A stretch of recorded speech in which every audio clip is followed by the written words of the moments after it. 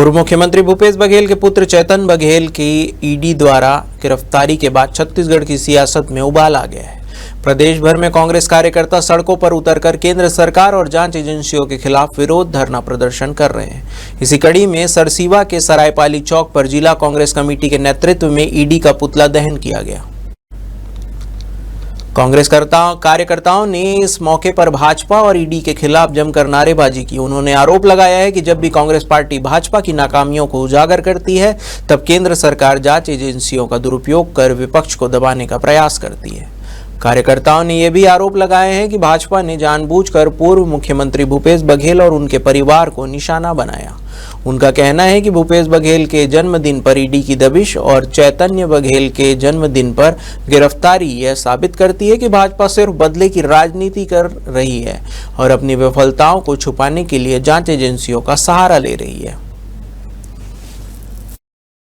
देखिए, जब भी भारतीय जनता पार्टी सदन में विपक्ष में जब घिर जाती है, हमारे नेता आदरणीय भूपेश बघेल जी विधानसभा में प्रश्न लगाया कि भारतीय जनता पार्टी कैसे छत्तीसगढ़ का दोहन कर रही है। यहाँ की जंगल, हसदो जंगल हो, चाहे हमारे तमनार की जंगल हो, पूरे छत्तीसगढ़ में चाहे बस्तर की जंगल हो, जंगलों की कटाई कर रहे हैं और छत्तीसगढ़ में आदिवासी समाज की यहाँ नेस्तनाबूद करने में लगी हुई है और अडानी को छत्तीसगढ़ के जल, जंगल, खनिज, कोयला सब सौंपने जा रही है। इसलिए हमारे नेता आदरणीय भूपेश बघेल जी, हमारे नेता आदरणीय चरणदास महंत जी और हमारे नेता आदरणीय दीपक बैद जी तमाम सड़क से लेकर सदन तक भारतीय जनता पार्टी को घेरने में लगे हैं। और जब घिर जाती है छत्तीसगढ़ में 32,000 का जग खरीदी जा रही है, 50,000 का टीवी खरीद रही है, छत्तीसगढ़ का दोहन कर रही है, शोषण कर रही है। और जब फंस जाती है पूरी तरह से तो ईडी को आगे करके हमारे नेताओं को जेल भेजने का काम करते हैं। इसलिए आज ईडी के विरोध में हमारे कांग्रेस के नेतागण, हमारे जिला अध्यक्ष, ब्लॉक अध्यक्ष, महिला कांग्रेस, एनुशाही और युवा कांग्रेस और हमारे किसान कांग्रेस और अनुसूचित जाति प्रकोष्ठ के नेतागण,